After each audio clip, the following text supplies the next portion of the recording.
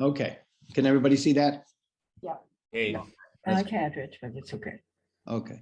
Baruch Atah Adonai Asher Mitzvotav V'tzivanu Yasov Yedivrei Torah. Amen. Amen. Okay, so let's dig in with an opening question. Have you ever had an antagonistic relationship with someone where over time you realized that the antagonism was also of your making? I think Ashley will appreciate this. I was the executive director of a school that had a union. And we had, there were a lot of pressures and a lot of stuff. But to get to the quick, we had to break the contract legally. So we decided to lock out the teachers for a day, which was a tactic, right? Except it backfired because then the teachers refused to come back in and there was a strike. And that lasted from the day before Pesach to the first week of June. We almost lost the whole school system. There were 4 schools involved. There were over 1,000 kids, over 2,000 kids involved, probably 400 staff. I mean, it was a nightmare. 20 years after that, I could not talk about it without tears coming to my eyes. Mhm. It was, Wow. I don't know what I could have done differently. I don't know, but I know that I was in the vortex of the problem. And what's the good of being smart if you can't fix things that are really important? I think it was the most, one of the, there's been other things that have been difficult, but that was very, very, very difficult. Well, thank you for sharing sort of a painful moment from your history, and I'm sure we all have those that we come back to again and again. But you, as you said, what would you have done differently? The do-over might not have even saved you. Just a difficult time. Yeah. Thank you for sharing that. So, anyone else want to hop in on that one? Well, Yes, Ashley. I think connecting it to this story, what's interesting to me and what I have experienced is that I had created in my head an imaginary antagonism that I assumed the other party held towards me that they did not hold. This has happened a number of times where I had over the years thought that somebody really despised me. I saw them at a reunion or whatever and found out, no, in fact, they had totally forgotten that one incident where I had offended them and I had been carrying it around in my head, exaggerating it and perpetuating it. And I think that's what you were getting at. And yes, that's happened to me. Well, so many different variations on the kind of answer to the question, and it's such a great example, Ashley, for what we create in our own heads. Interesting question as to whether that's what was happening in today's portion. I guess we'll get to that. Thank you. Anybody else? Yes, Stephanie. First of all, I go straight to surrender. I don't like to fight with anybody, but in my own head, like Ashley said, I'm worrying. Should I have said this? Did I say that? What are they going to think of me?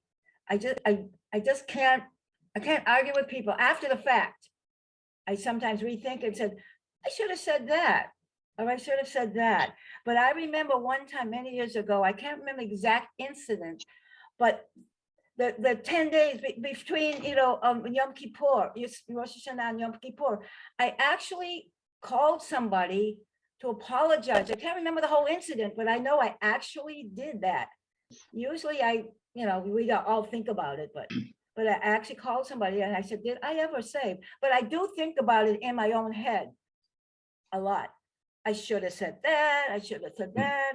I talked with Rabbi Barbara a lot about that. She said, let it go, and stuff. But I just remembered, I just thought about that. I go right to surrender. I don't like to fight with anybody.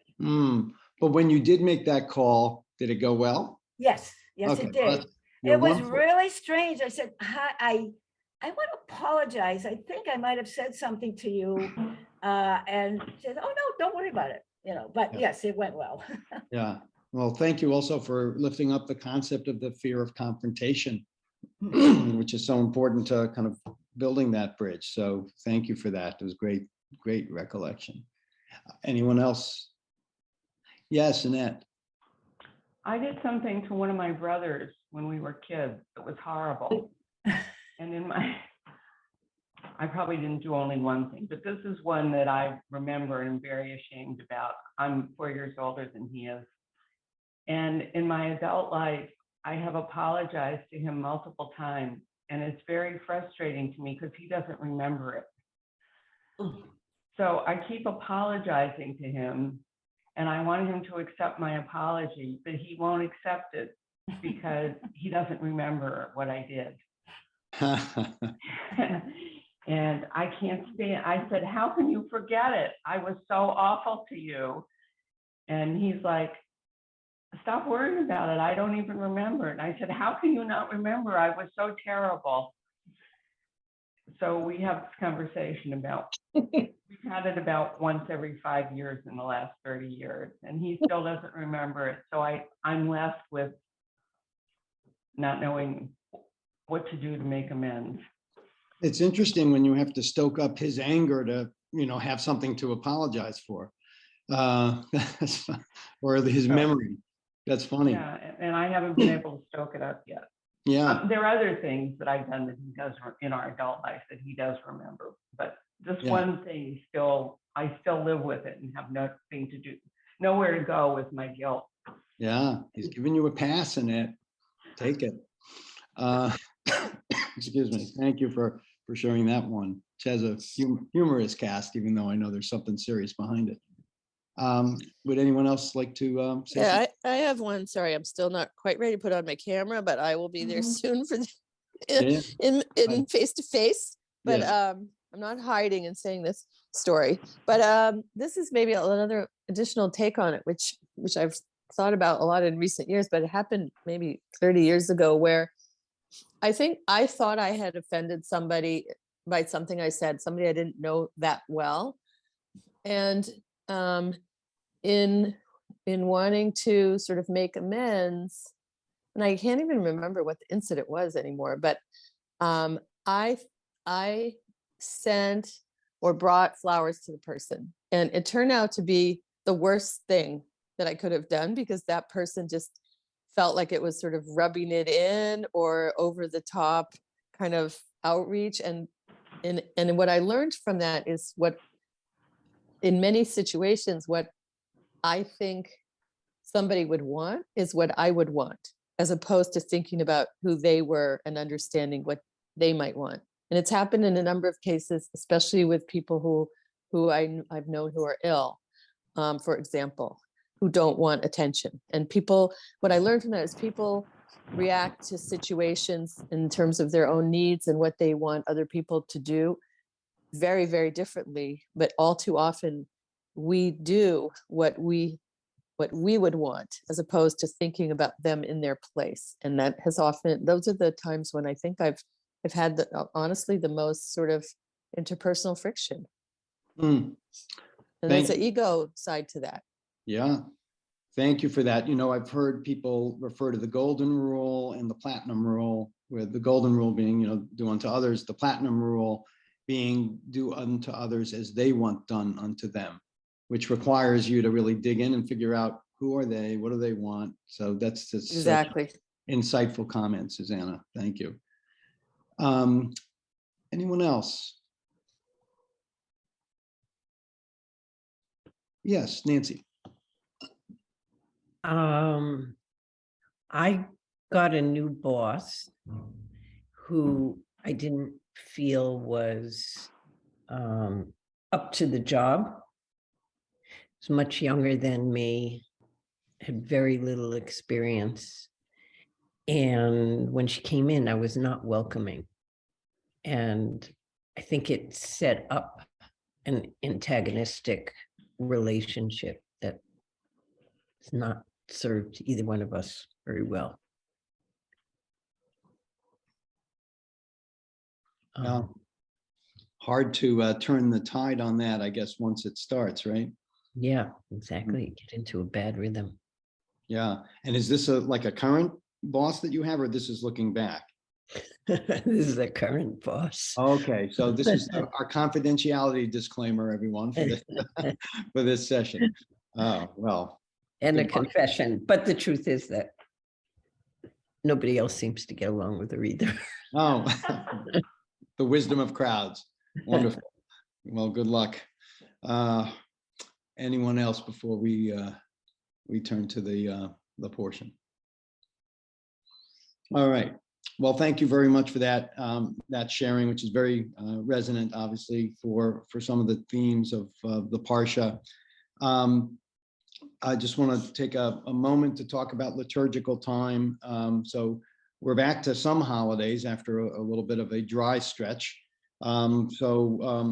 If you looked up, you noticed a little bit past the full moon last night, and we're on our way to Hanukkah. We got 8 days to go. So you have a little bit more time for the gift shopping and to brush up on the dreidel rules, which I never seem to remember from year to year. And what I'd like to do is go to the very beginning of the Parsha, where Jacob decides to leave Lavan to go home, bring back his whole kind of entourage, 4 wives, 12 children, back from Haran to his hometown, Beersheba. He's been away for 20 years, and he and Esau did not part on good terms. Last time, Esau threatened to kill him after the birthright was stolen. All right, everybody can see? So we're just going to go to one sentence here. The very beginning, first sentence. Jacob sent messengers ahead to his brother Esau in the land of Seir, the country of Edom. First sentence. And I'm wondering, based on this very simple beginning, what questions do you have already?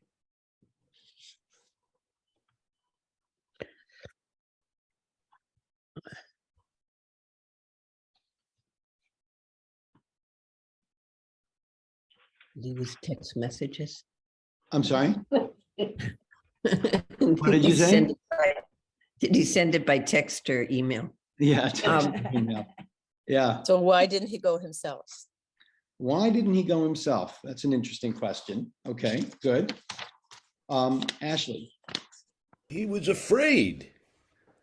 He was a fearful, cowardly man who trembled at the thought of his brother's reprisal. And he didn't want to risk going himself. He was not brave. He was afraid he'd be killed. He sent waves of people ahead of himself. Every opportunity, he hid behind other people. Interesting. So you see fear in this. In sending Absolutely. He even refers to it. He's a trembling, deceitful, cowardly person. Yeah. Well, you're not his publicist, that's for sure. Okay. Okay. So we see that. What else is remarkable or worthy of remark in this? I think he wanted to give his brother a little heads up. Correct. Allow him to have a little emotional preparation. He Yeah. hadn't seen him for 20 years. Yeah. You know, it's interesting that you say a heads up, because implicit question here is, why reach out to contact Esau at all? You know, I think this notion of the heads up, and it's kind of a preemptive thing from, you know, Ashley, to your point, a fearful guy who had reason to be fearful because of his deceit. This is his way to maybe diffuse the situation. You know, maybe not as confrontational to show up himself, send some messengers, you know, etc. And probably they were carrying, you know, your brother is coming in peace to see you. I'm sure they didn't just say beware. I'm sure they, you know, and he's also traveling with quite a multitude coming through the desert. So I can imagine all the storm of the dust going up. It's not like he could sneak in with several hundred people and sheep and cattle and whatever he had with him. Right. So he was saying, look, I'm coming in peace, and hope you're there to greet me. Yeah. Well, Good. Annette. in some ways, it's respectful because it gives his brother the option to say, I don't know if I want to see you again. Right.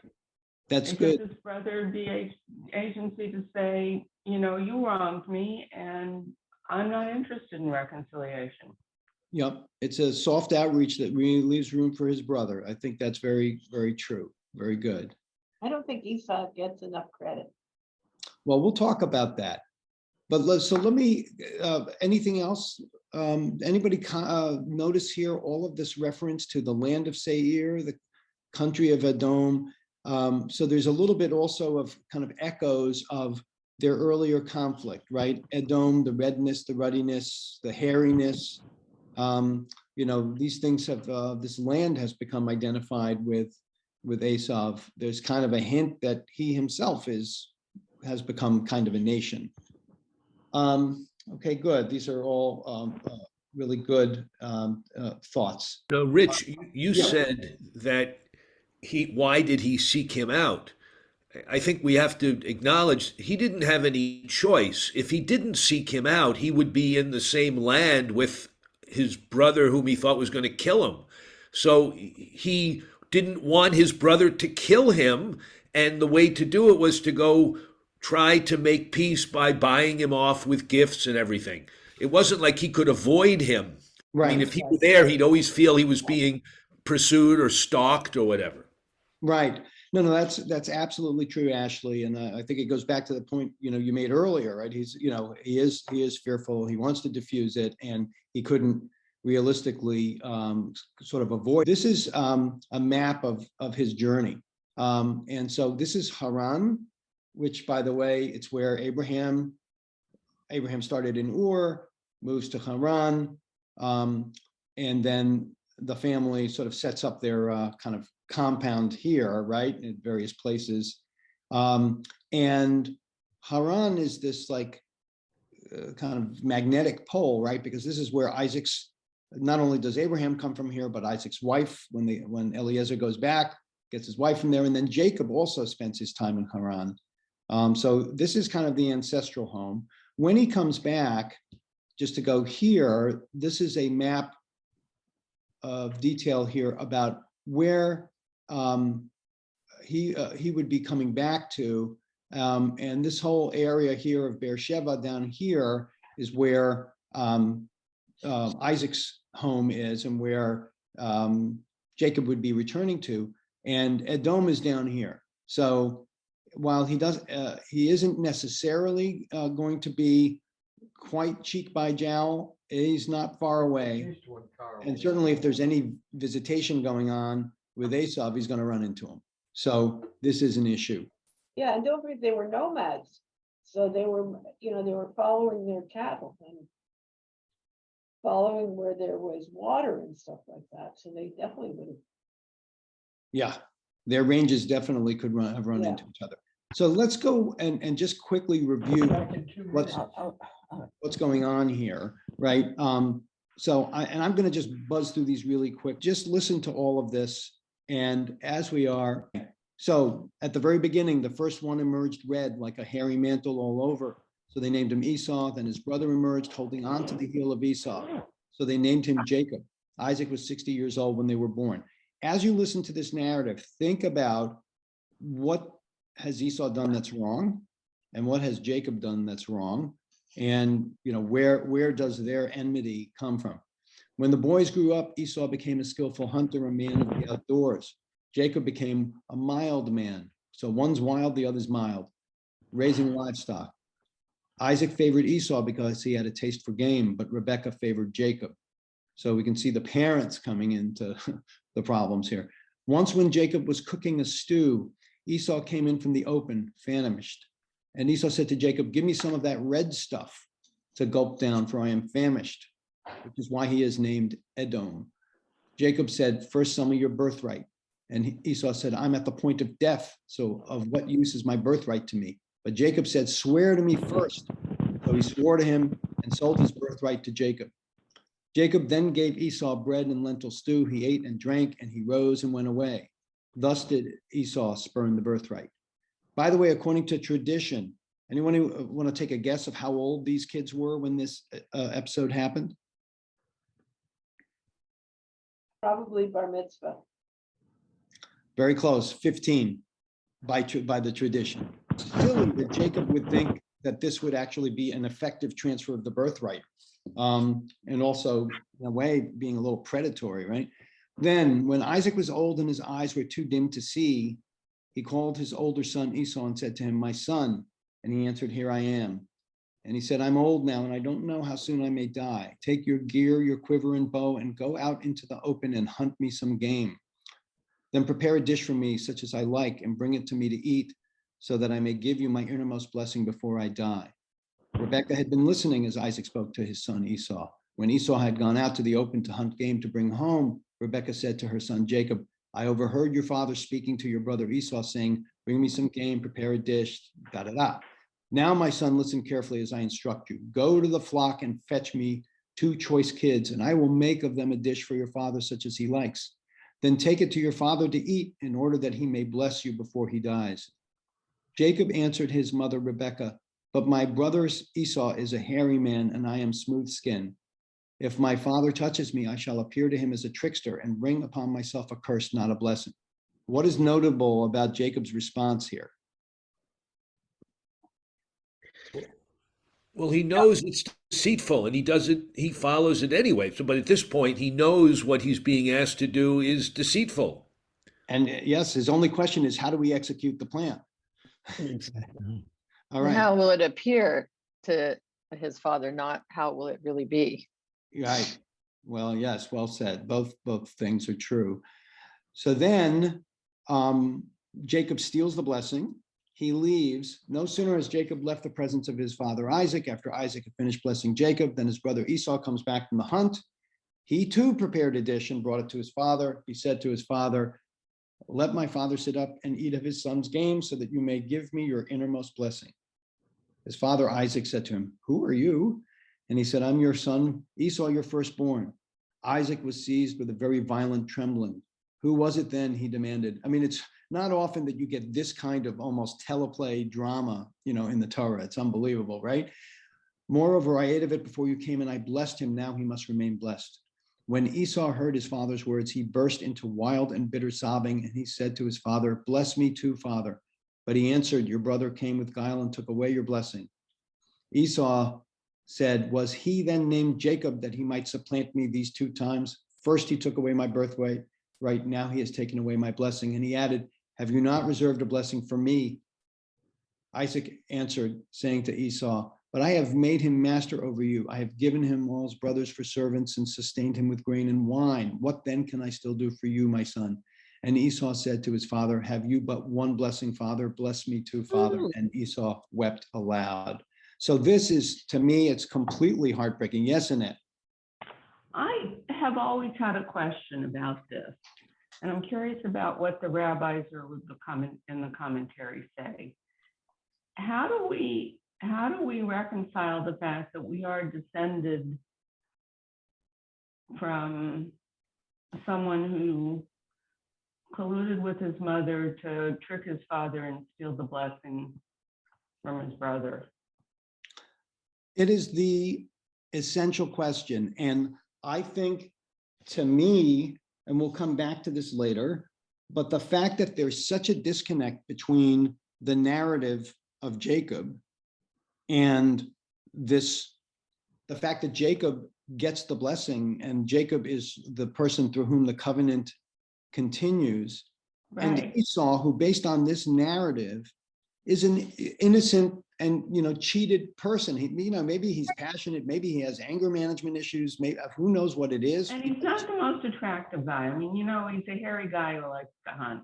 The Midrash comes in to fill in with all sorts of things about how evil he was. So, for example, the strife in Rebekah's, as she's carrying the children in her womb, the rabbis say that every time she walked by a house of learning, Jacob was trying to punch his way out. And every time she walked by some, evil place, Esau was trying to punch his way out. These kids are typecast by the Midrash, I think, because the rabbis are uncomfortable with trying to reconcile with this cheating, scheming, amoral guy. Now, by the way, one other thing, how old do you think tradition says, tradition, I mean, you can do the year count, it's really complicated, but how old do you think Jacob was when the blessing is stolen through that story? Probably in his early 20s. And he was 68. What? 68. Yeah. I'll send I you knew the he was math. older. This is not a youthful indiscretion. This is a guy who is fully formed in terms of his kind of moral, what he should know, which I just think makes it all the more astounding. Anyway, I've set the stage. What I want to do is I want to go back and let's now get a little bit further into what the message is that these messengers are supposed to send. Okay.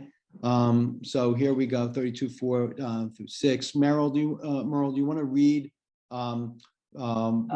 You said 4, go 5 through 6. Jacob sent messengers ahead to Esau Yeah. in the Yeah. land of Seir in the country of Edom, and instructed them as follows. Thus shall you say to my lord Esau, thus says your servant Jacob, I stayed with Laban and remained until now.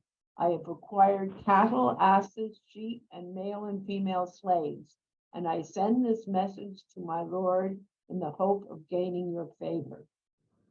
Okay, so tell me, as you look at this, what strikes you about the language? What is going on here with these instructions? It's contrary to what his father had said. His father had blessed him that he would be lord over his brother, and he is saying, my brother is lord over me. Okay. He's learned something. He's learned something. He's learned a little bit of humility since back when. Okay, well, I guess that's one way to. But he doesn't say, he doesn't apologize. He does not apologize. And That's- he's also, he's not so humble when I think about it, because he's talking about how great he is. He's Well- trying to buy his brother's favor. He's not saying- offering it there. He's saying, you know, I have all these material things, and I'm he's not really saying I'm gonna give them to No. you.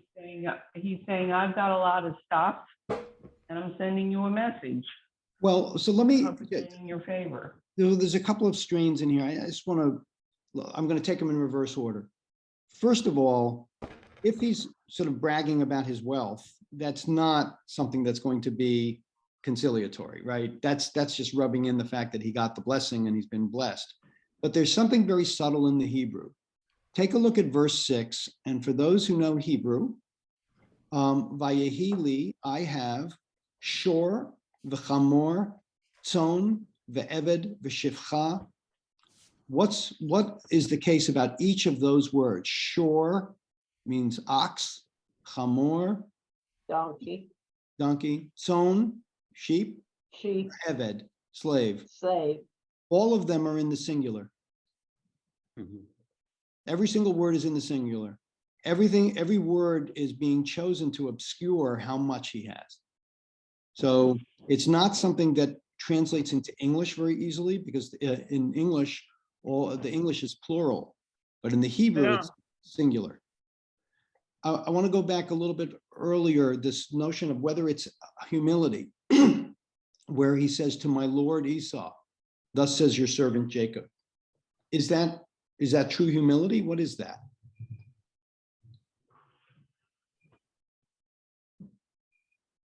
Or is that fawning?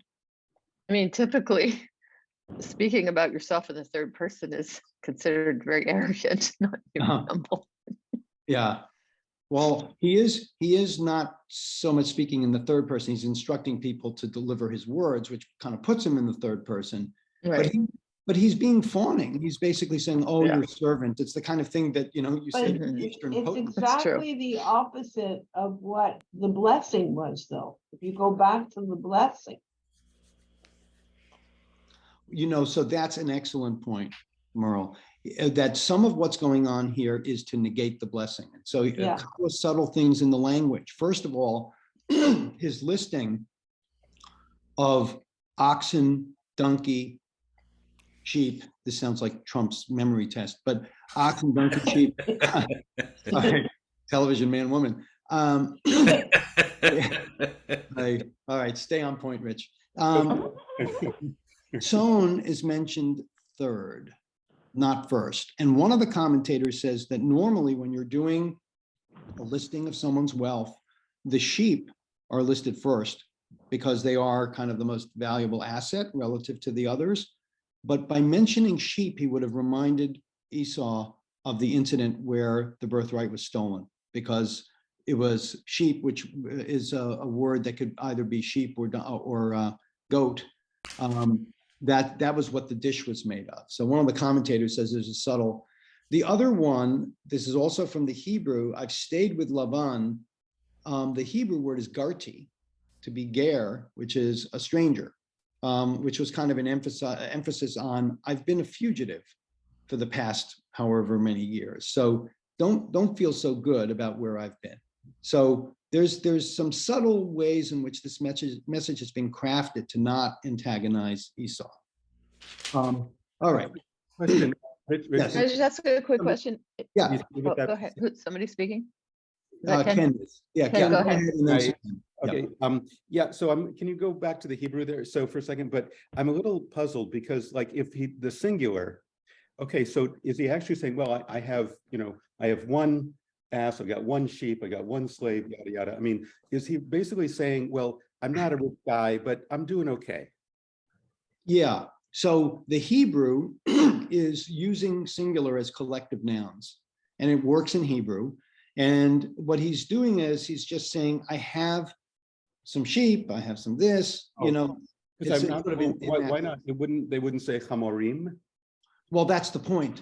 By saying chamorim, that would be more talking about multiplicity, and saying chamor is a subtle way of kind of downplaying what he has. Oh, okay. And that's exactly the point, Ken, that there are plural Hebrew words and he does not use them. But Susanna, hold on one sec. Susanna, you were going to say? No, it was similar to Ken, so I get it now. Yeah. I Okay. mean, I think you could read it either way, as you said, but I think we're all of us starting to lean towards the notion that he's minimizing and trying to be humble here by not being overly grandiose or showing how huge Yeah. his wealth is. But it's Okay. kind of humble brag, isn't it? Yeah. It could Yeah. be. There's a lot of ambiguity in the language here. Ken, that is fair. And it'll be humble brag when Esau actually confronts what's going on. But if it's coming through messengers, he won't know what to think in that kind of early outreach. Nancy. I was just going to say that, in some cases we do the same in English. We say cattle. Well, cattle could be one or many. Right. And it does work for some words where the collective is a singular noun, but yeah, not for other. I don't have donkey. Anyway. Okay. So now moving on, one of the commentators really kind of gets exercised by all the servility and counts the number of times that Jacob says, my Lord, and it ends up being 8. And we're continue on to 32:7. Ashley, you want to read 7? The messengers returned to Jacob, saying, we came to your brother Esau. He himself is coming to meet you, and his retinue numbers 400. All right. So what do we make of this? We have these elaborate instructions. The messengers come back. We came to your brother Esau. He himself is coming to meet you. What's notable about this report? Got a lot of people with him, and he's coming himself. He's not sending messengers. He's coming himself, not sending messengers. What else? He's welcoming him. We don't know. Who's welcoming who? Esau is welcoming Jacob. Do we have any words from Esau? He himself, he's coming to meet you. It doesn't say he brings you his greetings, he comes in peace. It doesn't say any of that. It leaves it open. Exactly. Let Jacob stew on the possibility that he is facing an angry Esau. Jacob stew, is that a intended pun or? Yes. Very good. Kudos to you. because in the very next verse, Jacob was greatly frightened, and indeed he should be, because there is no response to his carefully crafted. The answer is he's riding with 400 men. See you shortly. Right? In his anxiety, divides the people with him, flocks and herds into two camps. Jacob feared for his life. He's not taken these men, according to Ramban, except for the purpose of waging war against me. And Ramban goes further. It appears to me that Esau did not receive the messengers properly, paid them no heed. Perhaps they did not even come before him, for he did not at all give permission for them to come before him and speak to him otherwise. Now, by the way, the received wisdom from Jacob was probably that my brother hates my guts and is a wild, crazy man. They probably were afraid when they saw him with his camp of 400 people to even approach. Maybe they didn't even approach. Jacob was greatly afraid, from another commentator. So this is an interesting question. Yaakov had many assurances from God. Why would he be afraid of the encounter with his brother Esau? Because he didn't really have faith. He was not just cowardly, he was not just self-serving, he was also not strong in his faith. Well, that's one possibility. Well, why should he have faith? The last time he and Esau were together, he had stolen the birthright, and Esau was at his father's deathbed begging his father for a blessing, and his father said he couldn't give him one, and then Esau had left. That was their last. So I don't think it's so much about faith, it's about the reality of their last. But God would protect him. That, what'd you say, Murph? Oh, Faith I is see. that God would protect him. Protect him, yeah. Okay, Well, I got it. but if God was going to protect him, why is he nervous? And so here's an interesting one. Jacob was afraid. Seeing that Yaakov had many assurances from God, why would he be afraid of the encounter with Esau? He realized belatedly that he had erred in staying with Laban, having completed his 14 years of service in order to marry. During the years when he had worked to amass material wealth, his brother Esau had performed the commandment of honoring father and mother. He was afraid that he did not have sufficient merits to overcome Esau's lead in that department. And there's a strain of Midrash that says that Esau did remain and visited his parents and took care of them while Jacob is out pursuing his wealth, his wives, his family. So Jacob was feeling guilty and wondering whether he had lost his rights. And there is a passage from earlier where Esau realizes that the Canaanite women displeased his father Isaac. So Esau went to Ishmael, took to wife, in addition to the wives he had, a daughter of Ishmael, son of Abraham. And so there are ways in which Esau is a dutiful son. The Midrash obscures all of it, but the text has it there. So it back to, I think, Annette, the point you were making. How do we reconcile? Well, you know, the publicists were at work, and they did good work for Jacob and not such good work for Esau. All right. So then next step. The other thing with Esau, I mean, you hear like his press is that he's this wild and angry man, but he cries. I mean, you think of it. He's a grown man who cries for a blessing. That does not talk about, it talks about a sensitive man too. Yes, that is so poignant, right? That when he cries to his father, have you nothing for me? It's heartbreaking. Yeah. Absolutely. And he has a heart. All right, so then moving on, this next step, Jacob has to figure out his, and so we have these verses here. After spending the night, he selected from what was at hand a bunch of these presents. I'm not going to list them all. He puts them in charge of the servants, drove by drove. He told his servants, go on ahead, keep a distance between droves. He instructed the one in front as follows: when my brother meets you and asks you, who's your master, where are you going, and whose animals are these ahead of you, you shall answer, your servant Jacob's. They are a gift sent to my lord Esau. Jacob himself is right behind us. And he gave similar instructions to the second one and the third one. And then he says, perhaps if I propitiate him with presents in advance and then face him, perhaps he will show me favor. And so you can see him trying to set up the kind of emotional wallop and the sort of grandiose presentation of these gifts. And what else are these gifts doing by sending all these gifts to Esau? Showing how well-to-do he is. Well, that could be antagonistic. Well, in what way might this be something that propitiates?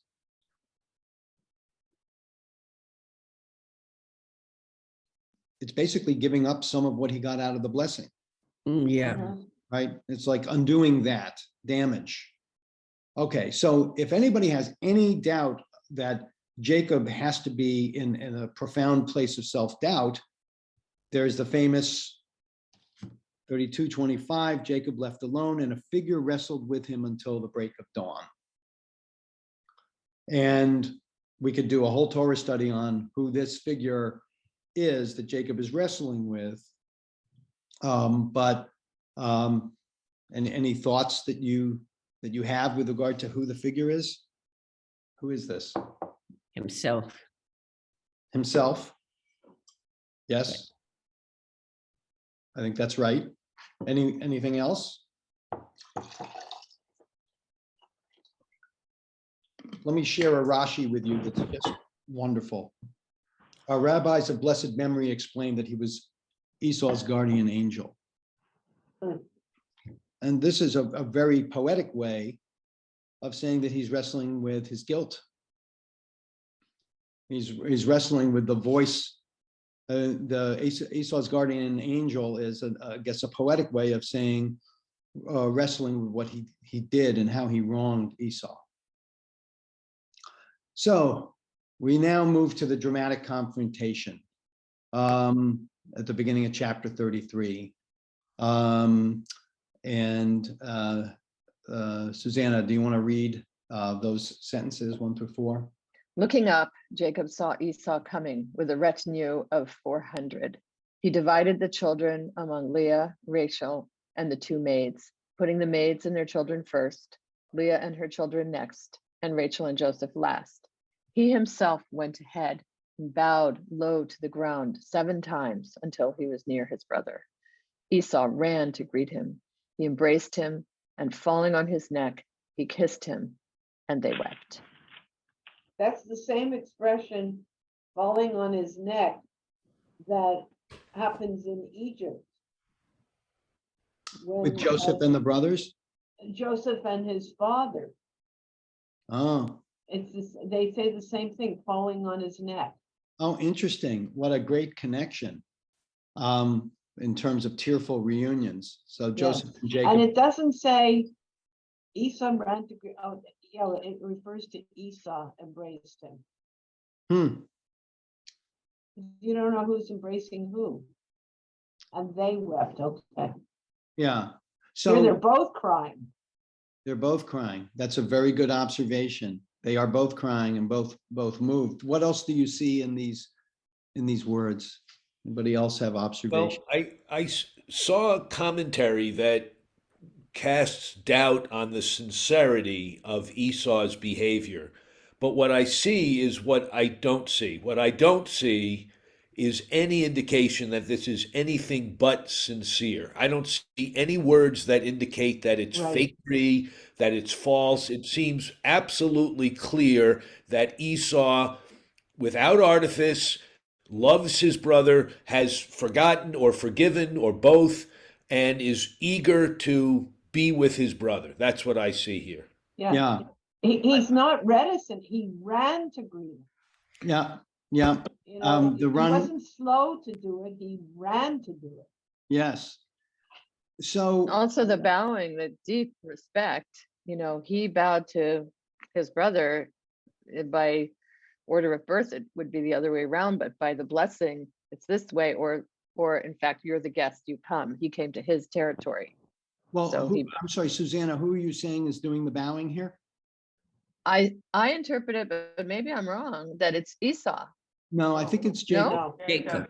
I think it's Jacob. Jacob saw Esau. I see Jacob. Yeah, Okay, yeah. so and he bowed to his brother, and then okay, so I'll flip what I was going to say, or my thought, which is in the reverse. Then that this respect maybe enabled Esau to run and greet him because he had reached out with this deep, humble respect. I like that one better. Sorry, I misread it. I think we must all admire Susanna's ability to pivot on a dime. So Mhm. mazel tov. Not necessarily admirable. On a shekel. On a shekel. Did on a shekel. On a shekel. But I do want to say, just going back to Ashley's point, which is when you look at the text, there seems to be literally nothing to question Esau's sincerity. And yet there is one little thing here, if you look at the Hebrew, that is noteworthy. And you don't need to know Hebrew to note this. Take a look at the second to the last word. The You're on- dots over the letters? There are dots over the letters. And so the question is, what's with the dots over the letters? Is it like putting it in quotes? Like, Oh, all those little dots. Yeah. So it's, is it putting it in quote? It's saying, looky here. And so the rabbis jump in and Rashi says, dots are placed above the letters of this word and a difference of opinion is expressed as to what these dots are intended to suggest. Some explain the dotting as meaning that he did not kiss him with his whole heart. All right, I know, Ashley, I knew you were going I love this. I love it. Your hand. It might It's like mean, quotation but it marks, doesn't like- necessarily. The dots, they could have been just ink stains, Yeah. but it could also mean that black means white and white means pink, and Well, you hold never on. know. It goes on. It goes on. Rabbi Shimon Bar Yochai said, is it not well known that Esau hated Jacob? But at that moment, his pity was really aroused and he kissed him with his whole heart. So there is a division amongst the rabbis. And another rabbi says, if this was a true kiss, what's with the dots? It can't be a true kiss. All right. That's Rabbeinu Bachya, right? All right. So then here's the other one. This is a very interesting one about the kiss and falling on the neck. So another commentator, Vayaratz Esau saw that Jacob had humbled himself so much, he forgave what he had done to him, his sense of compassion was stirred. Vayishlach, the word has a dot on each of the letters. So they talk about the dots. Hold on one second. Sorry. Yes. Then at the end here, Esau, we must therefore interpret that originally Esau had intended to bite Yaakov's neck when he was falling on the neck, feigning an embrace. God made his teeth as soft as wax and Yaakov's neck as hard as ivory. Like who? The reason they were crying is one on account of his neck and the other on account of his teeth. So the dots are like the little bites. Yeah, the Little dots bite maybe are tooth marks even. I don't know. Marks. That's interesting. So I hadn't thought about that, Susanna. So just to talk about how strained the Midrash is in trying to figure out the relationship between these men and what we know from the text and yet what we know from history. And I think Esau says, why are you giving me, all these presents? What's this here for? And Jacob says, to gain my Lord's favor. Esau says, I have enough. Let what you have remain yours. Jacob said, no, I pray you, do me this favor, accept this gift. For to see your face is like seeing the face of God. You have received me favorably. I mean, you can see the relief. Please accept my present. My present is et birchati, which means my blessing, which is basically, I got the blessing. I know I stole it, but I think, Nancy, were you saying he never apologizes? Or Merle, somebody said that. I said that, yeah. Jacob never apologizes about this entire thing. Whatever he is doing is through gesture or through indirection, but he never owns what he did. Yeah, And but what he's doing is he's reversing the blessing. Right, He's giving the blessing to Esau that Yes. he got. yes. And the choice of birchati, kachna et, it would be my gifts. Take my blessing. Take My my blessing. blessing. Right. Yeah. Where does it, wait, I'm sorry. I don't see the reversal thing here. Where is that? Well, So- first of all, he acknowledged the blessing was that he would be the Lord and Master, and his brother would be subservient to him, Yeah. and he would have lots of riches and whatever. And here he becomes subservient to his brother, and he's giving him many of his blessings.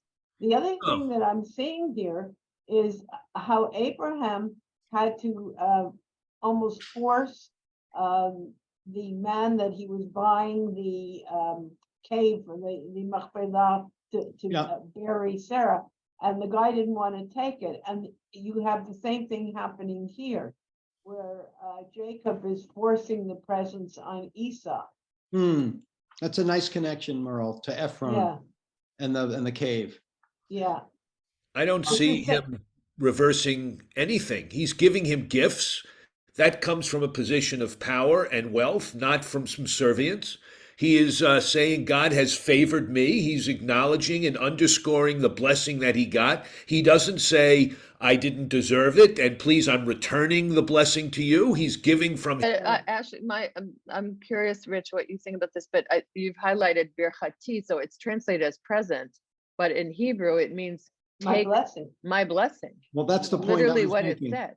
That's the Right, point I so was he is, making. Yeah. we could interpret it as saying, okay, I'm giving you back the blessing That's Right. what I'm that saying. you owe. So the fact that, I'm curious why they wouldn't translate birchati as my blessing.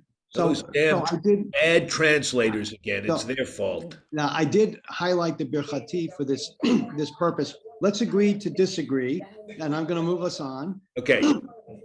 So Rich, to I just end, have one question. yes, Nancy, go ahead. Those dots, is there any place else in the Torah that happens? Yes, there are some other places, and Okay. sometimes the dots are a one-to-one correspondence. Sometimes there's fewer dots, sometimes there's more dots. And the interpretive convention is if there's fewer dots, follow the words. If there's more dots, negate the words. If there's equal dots, then we can debate about it for 3 millennia. Okay. So then at the end, Esau says, let's go on our journey. I'll proceed at your pace. Jacob says, that's okay. It's hard for the kids to keep up with you. Anyway, Jacob very clearly, Esau says, let me assign some of the people who are with me. And Jacob says, no, my Lord is too kind. So basically they separate. Jacob goes on to Sukkot, builds a house for himself. The tradition is he stays there 18 months, essentially laying low and building a fortification against Esau, where Jacob is sort of like, I'm not going to push my luck. We haven't had the greatest relationship. I got through this encounter, and now let's keep our distance. And there's a really interesting Ramban, the overlay of Rome and Israel, and the fact that the Midrash was being written at the time when Rome basically had destroyed Israel. And so that suffuses the Jacob-Esau narrative. So this is from Ramban. So this whole notion of Jacob saying to Esau, please, we don't need to travel together. Our rabbis have further seen an advisory aspect in this entire chapter. Thus they have said, before embarking on a journey to the Roman ruler, Rabbi Yanai would peruse this section of the Torah, and he never took Romans with him as an escort on the return journey. One time he did not peruse this section, and he took Romans with him, and he had not yet reached Akko when he was compelled to sell his traveling cloak for bribery money. Thus, he would not accept the company of the Romans as an escort, for they draw no man near to them except for their own interest and take liberties with people's belongings.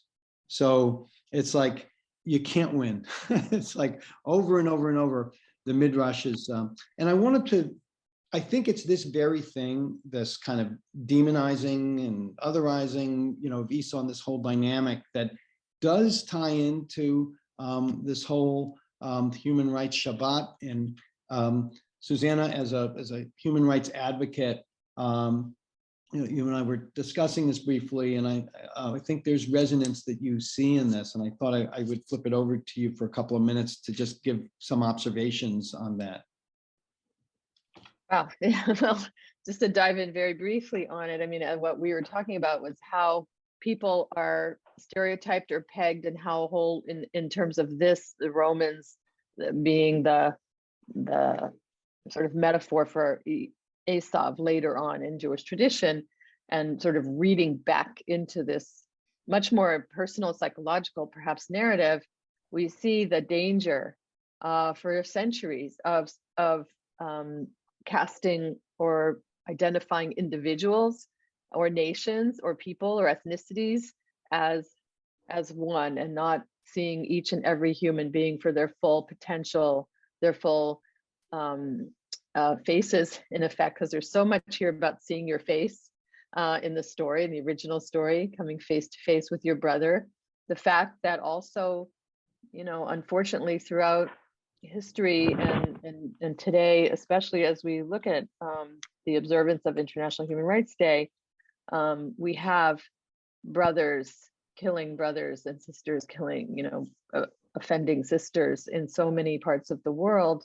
And so much of it, and we have, even in terms of what's going on here in the United States, of people basically referencing entire groups as if they all behave in one way, including Jews, and the environment of anti-Semitism that is on the rise here and in other parts of the world. So I think for me, what this sort of stereotyping of Esau, and then laying over all of these behaviors on him, these ills, these evils, as if they all connect to one person, and that one person is identified with the entire people.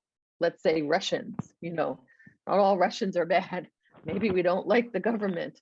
The same thing with Israel too. Maybe we don't like Netanyahu or the extreme right-wing religious party, but to cast all Jews or all Israelis in one way is what engenders human rights violations. The same thing, of course, as we'll hear later on this morning, with migrants, prisoners, etc. And so I think it's the notion of seeing each and every person for their full worth, and also for children to not impose false understandings or stereotypes on children in one way or another that really corners them and disrespects their dignity and their ability to reach their full human potential.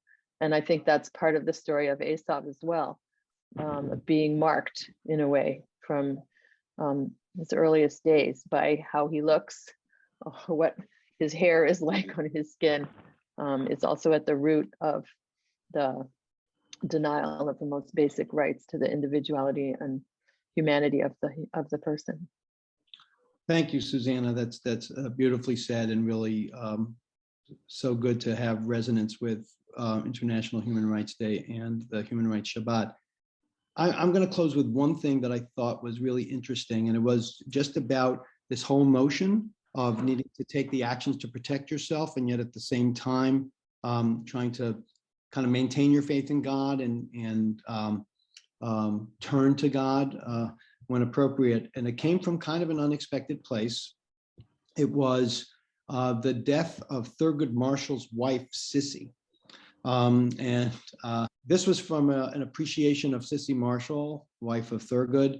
Sissy was Marshall's secretary at the Legal Defense Fund. She traveled the country with the lawyers of the Legal Defense Fund, providing them support on their court appearances. They married after Marshall's wife died shortly following the Brown decision.